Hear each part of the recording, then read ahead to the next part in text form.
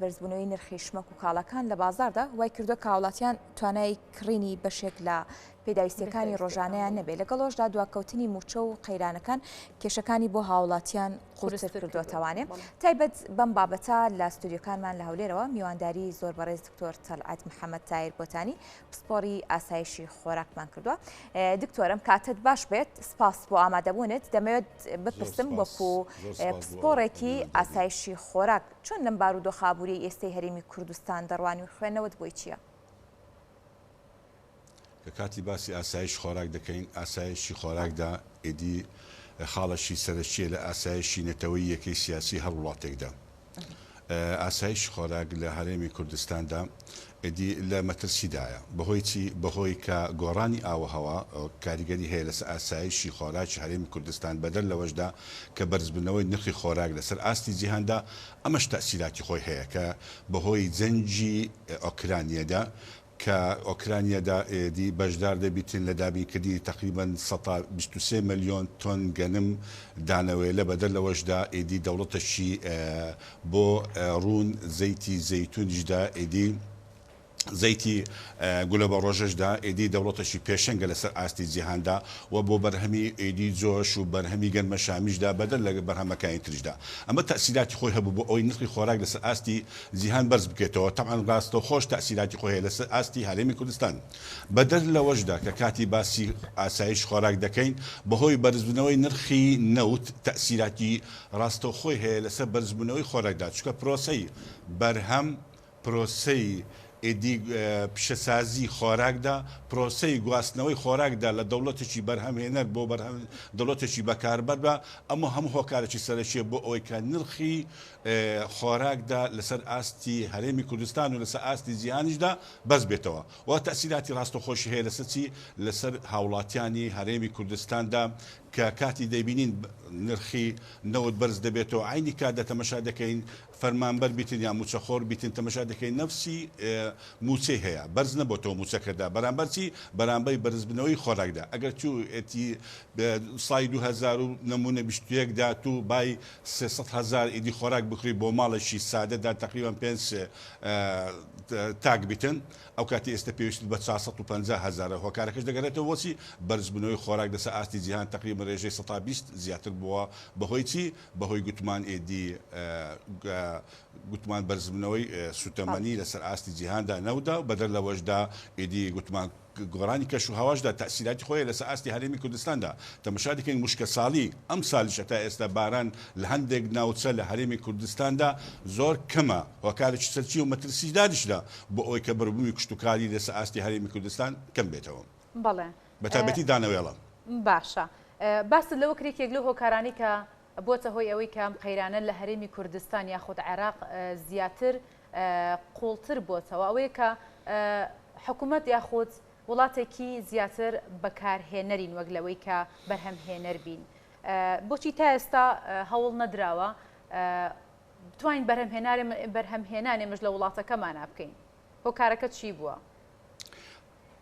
هۆکارەکە هەر وڵاتێکدا ئەگەر قەیرانی ئاسایش خۆراکی هەبیتن دەبێتن لە بودجەی خۆیدا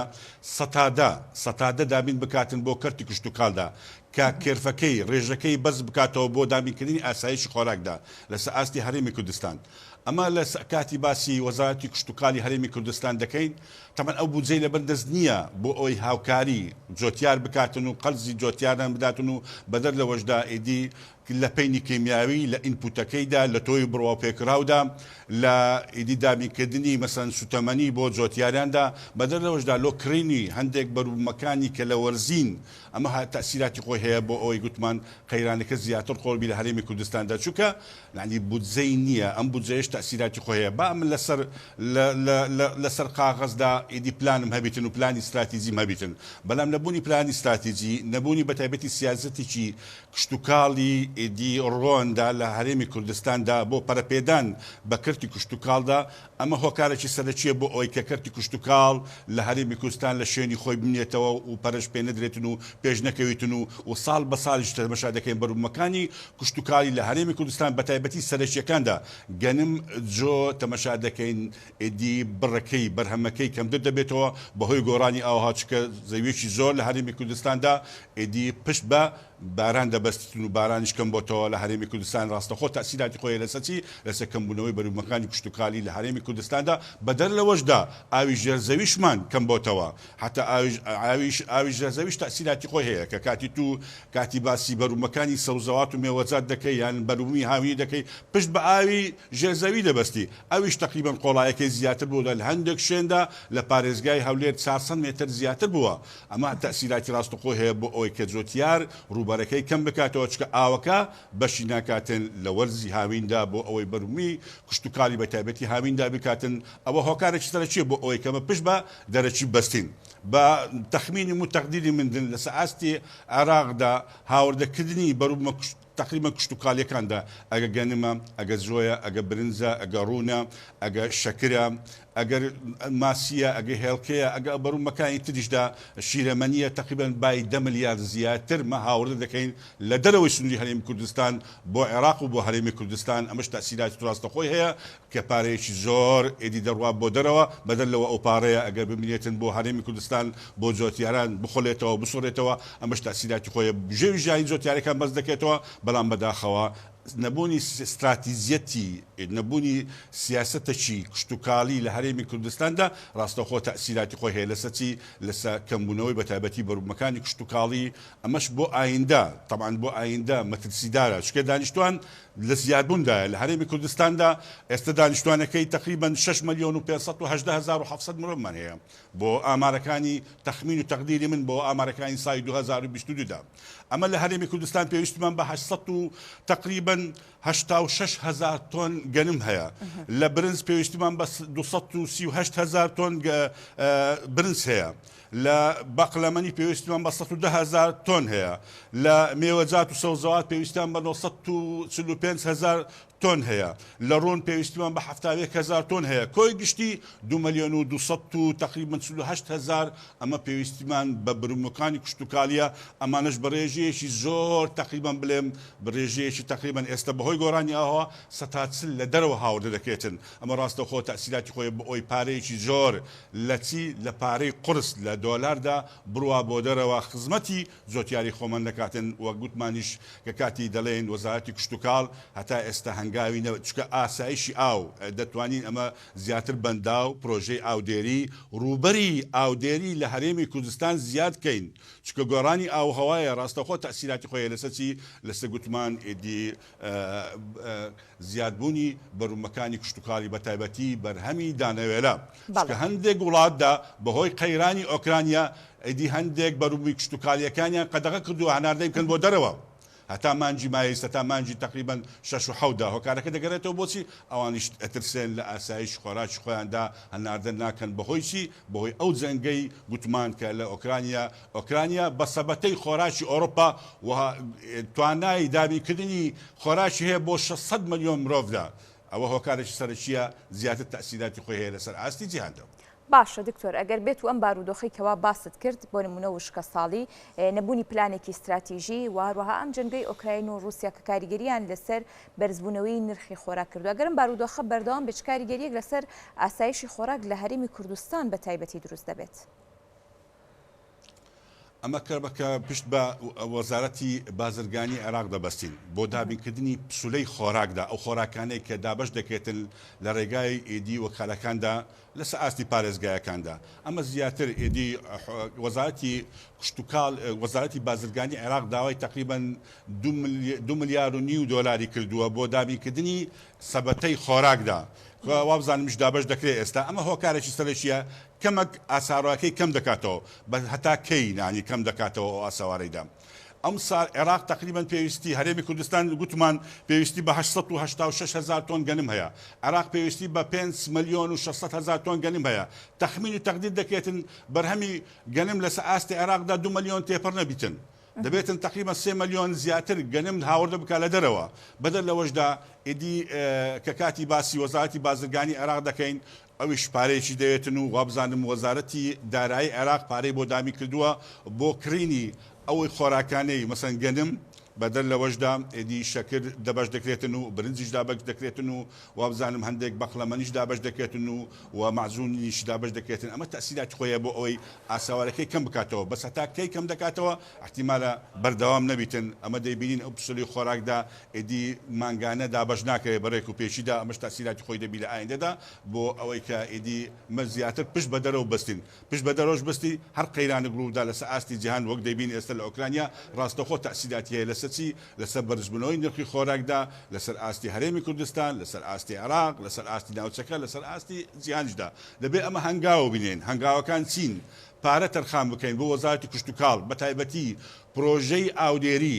ئاودێری بکەین چکە ئێستا گە تەمەشا بکەین من خەڵکی لای کەڵەکم تەمەشا دەکە ئاوی زێی گەورە بڕەکەی ساڵی شێدار بیتن 12 ملیار سێجە ئاو دەڕوات تێپەر دەبی ئەمە هەچ سوودەچی لێوە ناگەین ساڵی شێدار نەبیتن وشکە ساڵی بین تقریبا 6 هەتا 7 ملیاردا دەبێ مە سوود لەو ئاوەی وەربگرین بۆ ئەوەی کەگیدی ئاسایشی ئاوی خۆمان دابین بکەین هەندێک ڕووبەری کشت و کاڵیمان هەیە لە دەوروبەری هەولێردا پرۆژەی ئاودێری بۆ بکەین بۆ ئەوەی هەری کاریش بڕخسێن بۆ هاوڵاتیانی خۆماندا بەدەر لەوەشدا بەرومەکانی کشت و کاڵی استراتیزیش زیاتر ئێدی بەرهەمینین ئەو کاتی ئەمە ئەگەر بێت و پرۆژەی ئاودێری بکەین زیاتردا لە هەرێمی کوردستان و ئاسایش و ئیدارەکردنی ئاومان باش لە هەرێمی کوردستاندا دەتوانین ئێدی هەندێک بەرومەکانی استراتیزی دامین بکەین و هەناردەیش بکەین بۆ ناوەڕاست و بۆ دەرەوەی عێراقدا حتا بۆ دەرەوەی عێراقیشدا دەتوانین پارەی قورسش بین بۆ بەرومانی هەمانە بەڵام ئێدی قەیرانەکە زیاتر خۆڵا هۆکارەکە دەگەرێتەوە بۆچی نەبوونی پلانێکی استراتیژی بۆ پەرەپێدانی کشت و کاڵی لە هەرێمی کوردستان وەش پاساوەکەش دەگەرێتەوە بۆ ئەوەی نەبوونی بودجێشی بۆ ئەوەی کە دارایی بۆ وەزارەتی کشت و کاڵ کە پرۆژەکانی خۆیدا لەسەر ئەرزی واقعدا پراکتیک بکاتن و دامین بکاتن پرۆژەی ئاودێری وەڕوبەری گوتمانیش ئێدی کشت و کاڵی لەسەر ئاستی هەرێمی کوردستاندا زیاتر بیتن ئەو کاتی زیاتر بەرومەکانش زیاتر دەبیتن. باشە دکتۆر دیارە تەواوی ئەم بابەتانی باست کرد کاریگەریان لەسەر ئاسایش خۆراگەی و بەشێک لە ڕێگە چارەسەرەکان باش کرد باس کرد یەکێکی دیکە لە هۆکارەکانی بەرزبوونەوەی نرخ لە ئێستادا لە هەرێمی کوردستان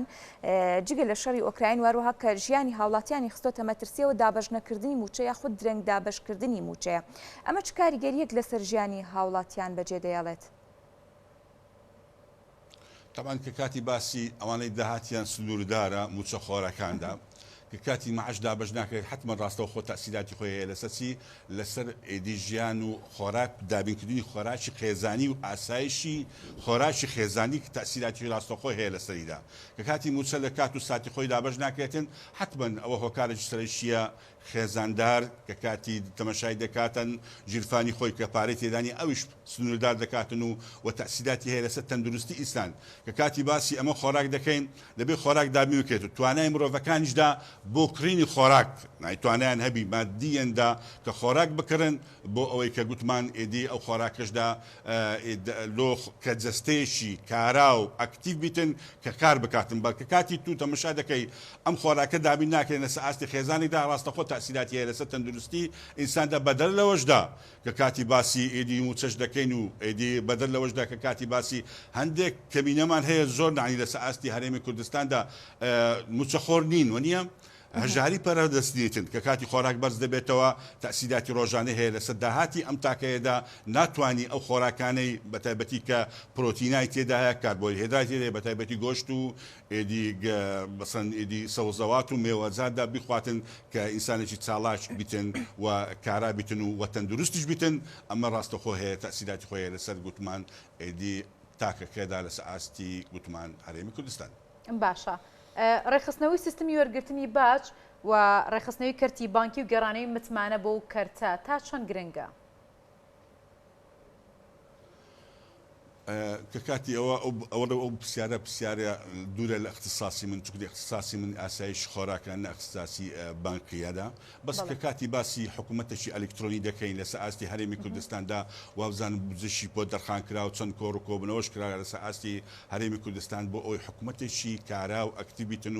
و ئیدی لە سیستەمی بانقی مانیژبیتن لە هەرێمی کوردستاندا ئەو کاتی کێشەکان ئیدی زیاتر کەم دەبێتەوە کە کاتی دانانی موچەدا یان کەسانێکی زۆرمان هەیە معاشەکەیان زیاتر لە مەسروفاتی خۆیان مانگەنەدا احتوانن لە بانکەکان دامێن متمانە بگرێتەوە بۆ هاوڵاتی و بۆ حکوومەتیشدا زیاتر دەبێتن و ئەو کاتی سیولەی نەقدیش زیاتر دەبێتن لە بانکەکاندا بۆ دابینکردنی هەر پێداویستەکانی کە بانکەکان لەوانشدا گوتمان موچە دابەش بکرێتن بۆ هاوڵاتیانی هەرێمی کوردستان. باشە دکتۆر دیارە زۆرێک لە بارودۆخەکانت باس کرد پلان یاخود جێگرەوەی ئەم بابەتانە بۆ ئەوەی ئەم بارودۆخە بەم شێوەیە بەردەوامی نەبێت ئەگەر پلانێکی سەریع هەبێت پلانێکی استراتیژی هەبێت پێویستە لە ئێستادا بۆ ئەوەی زوو ئەم بارودۆخە تێپەڕێت لە هەرێمی کوردستان چی بکرێت؟ لە سەئاستی عێراقدا ئەگە من هەڵە نەبم پلانێکی استراتیجیان هەیە لەو ساڵی 2022 هەتا 2022 هەتا بۆ ئەوەی کە ئاسایشی خۆراکدا ئاساوارەکەی کەم بکەنەوە و ئیدی زیاتریش ڕێژەکەی بەرز بکەنەوە دابینکردنی بەرومەکانی کشتتوکالی لە سەئاستی عێراقدا. لە هەرێمی کوردستاندا من نازانم وەزارەتی کشتتوکاڵ ئایا پلانی هەیە نییە بەڵام کە کاتی باسی ئاسایش خۆراک دەکەین ئیدی پایەشی گرنگە لە ئاسایشی نەتەوەیدا دەبی کەسانی پسپۆر و شارەزا سەر بە ئەنجومەنی وەزیراندا ئیدی بەردەوام لێکۆڵینەوە بکەن بۆ ئاسایشی خۆراکدا هەتا چەند دابین کراوە بەدەر لەوەشدا کە کاتی باسی ئاسایش خۆراک دەکەین گوتمانیش پاڵپشتی دارایی دەبێتن حکوومەتدا تقریبا سەتادا ئیدی ئەو بودجەی خۆی دابین بکاتن بۆ وەزارەتی کشتتوکاڵ بەدەر لەوەشدا پرۆژەکانی استراتیژی ئاودێری بکرێتن ئەوە زۆر گرنگی خۆی هەیە کە کاتی مەدەلێن ئاسایشی خۆراک هاوتەریبە لەگەر ئاسایشی ئاو گرنگی خۆیە بەبێ ئاو ناتوانین ئێمە بژین وەنیە و خۆراشیشدا ئیدی بەرومەکانی کشتتوکالیشدا بەبێ ئاو ناتوانین ئیدی گەشە بکاتن و ئەوە بکاتن کە کاتی باسی مەگۆڕانی ئاوهەوا دەکەین دەبێتن پلانمان هەبیتن ئیدارەکردنی ئاومان هەبیتن توکمە بیتن بەدەر لەوەشدا دەتوانین هەندێک پرۆژەی ئاودێری بکەین ڕاستە ئێستا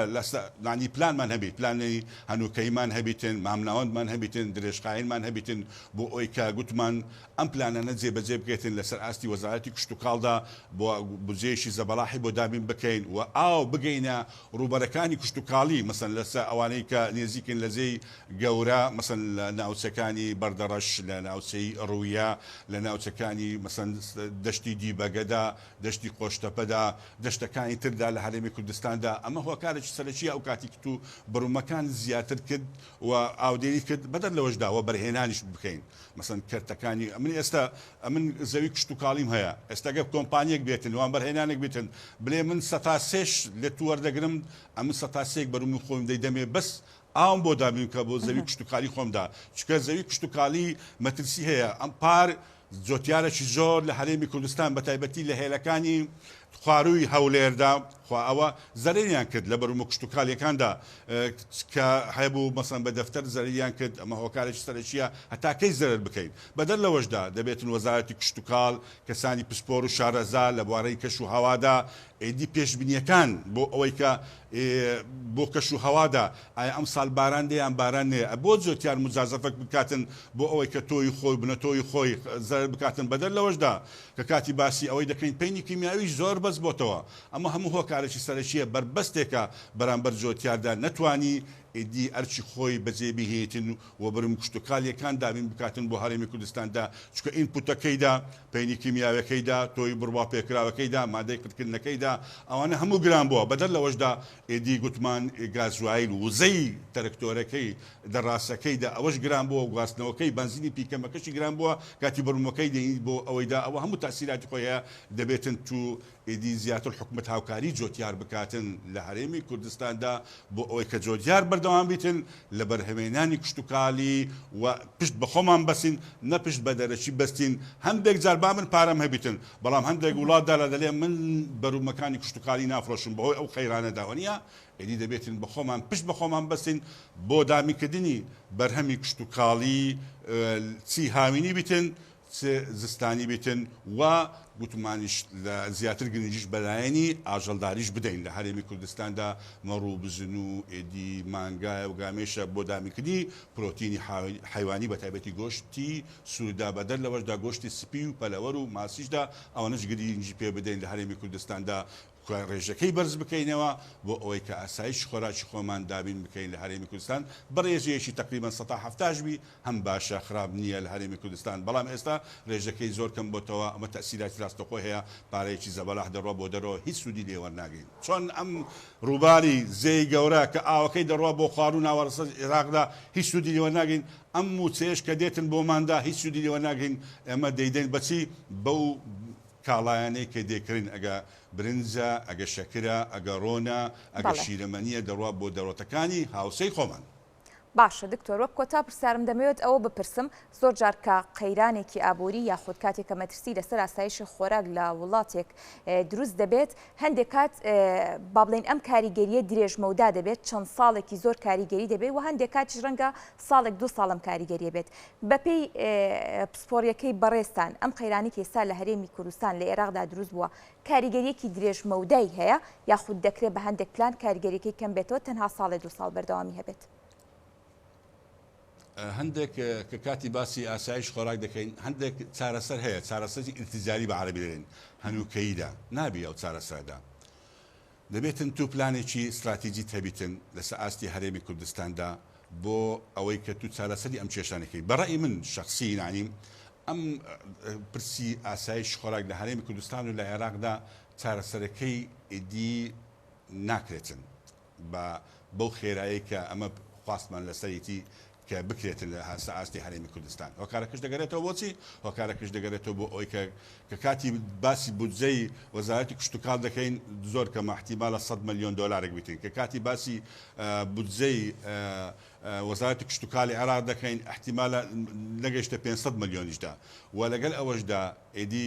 ئەوانەی کە گوتمان ئێستا من برادرم هەیە لە پەینی کیمیایی ئەفرۆشین دەڵێ مامۆستا باید 2 ملیار ئەمە دۆلار بەس پەینی کیمیایی هارد دەکەین بۆ عێراق و بۆ هەرێمی کوردستاندا ئێدی کەی ئەمە معاملێک دادەنێن ینی کارگایەک دەدەین بۆ ئەوی دروستکردنی پەینی کیمیایی هەتا کەی پشت بە دەرەشی دەبەستین بەدەر لەوەشدا ینی تاقیکردنەوەی ینی تۆی بڕوا پێکراو ڕاستە سنتەری تۆژینەوەمان هەیە لە عنکاوا لە سولێمانیدا بەستە تا چەند بەشدار دەبن لە دابینکردنی عادی تۆی بڕوا پێکراودا ئەم هەنگاوانەی کە من دەڵێم ئەم هەنگاوانە ئێدی پلانی دەوێتن و بەدەر لەوەشدا پاڵپشتی دارایی دەوێت پارەی دەوێتن بۆ ئەوەی کە ئاسایشی خۆراشی هەرێمی کوردستان بەرز بکەوێت بەبێ پارە هەنگاو نایەتن پێم وایە ئەم قەیرانە زیاتر دەبیتن بەڵام ئێدی ئێستا نرخی نەوت بەرز بۆتەوە ئەم قەیرانە کەمە ینی ئاسەوارەکەی لە عێراق و لە هەرێمی کوردستان کەم بۆتەوە چکە موچە دەدێتن و معاش دێتن بەس بۆ ئایندە بۆ ساڵی 2030 دا ئەو کاتی نرخی پێشبینی دەکەێتن نرخی نەوت کەم بێتەوە ببتە 20 دۆلار ئەو کاتی چی دەکەیت دەبێتن تو کاتی خۆی لە حکومەتی عێراقی پێشوو ئەیگوت ما يستخرج من باطن الأرض يستثمر فوق الأرض ئەوەی لە ژێر خاک دەردەینی وەبەرهێنان دەکەی لەسەر خاکدا بەڵام ئێستا ئەوەی لە ژێر خاک دەردەینی وابزانانی وەبەرهێنان پێ ناکرێتن بە تایبەتی لە کەرتی کشتتوکاڵ کە گرنگی خۆی هەیە ئەمە هەموو سرنجماندا لە هەرێمی کوردستاندا سەرمایەدارەکان بۆ چییە بۆ هەمووی عقارات و پارەکان دەڕات کاکە بڕێک ئێدی بڕۆن بۆ کەرتی کشتتوکاڵیشدا هاوکاری فەلاح بکەن وەبەرهێنان بکەن ئێدی هەندێک پرۆژەی ئاودێری بکەن هەتا ئێدی گوتمان کێرفەکە زیاتر بتن خۆراک زیاتر بتن لە هەرێمی کوردستاندا و ئایندەی بڕوای من ئایندێکی گەشتنیە بۆ ئاسایشی خۆراک نە لە هەرێمی کوردستان نە لە عێراقدا بۆ ڕاستکردنەوەی قسەکانی میشدا ئەوە ئالوی هەولێرە هەڕم بڕۆنێت چەند بەروومی خۆمانیمان هەیە و چەند بەروومەکاندا یا هەدە ڕۆی بۆ سۆپرمارکێتێکدا چەند بەروومی خۆمانیان هەیە و چەند بەروومی دەرەچیمان هەیە ڕێژەی 105 خۆمان نییە هەمووی لە دەرەوە دێتن ئێمە وەرزی ئەگە هەمانش بی وەرزیە.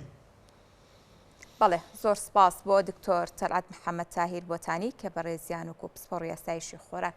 لەم تەوەرداڕوونکردنەوەی زیاتری خسەر و